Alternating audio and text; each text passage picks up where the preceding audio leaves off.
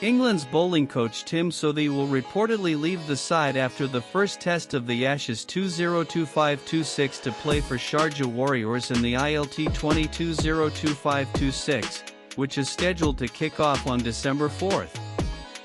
With England cricket kicking off their preparations for the Ashes 2025-26 tour, a recent report by The Telegraph revealed that England's bowling coach, Tim Southee, will be leaving the Ashes tour after the first test of the series to play franchise cricket in the Middle East. Former England all-rounder Andrew Flintoff is expected to replace Southee for the rest of the series.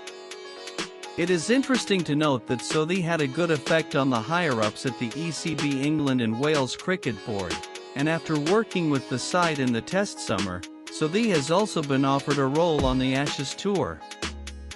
However, with Southee being a part of the Sharjah Warriors in the ILT 20, he will be fulfilling his duties in the UAE.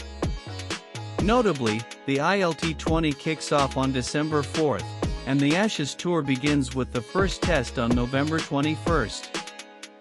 Southee, while being available in the first test, will be traveling to the UAE before the second test and will be missing the rest of the series. Already an influential figure in English cricket, Andrew Flintoff has been reported as the man to take over as bowling coach once Southee departs for the UAE.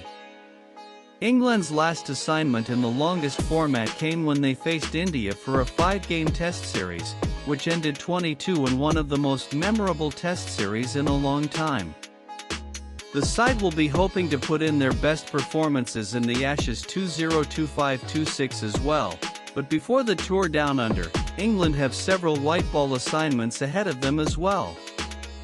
The side is set to take on South Africa in a 3-game ODI and 3 T20I series. The 3 ODIs will be held on September 2nd, 4, and 7, whereas the 3 T20Is will be held on September 10, 12, and 14.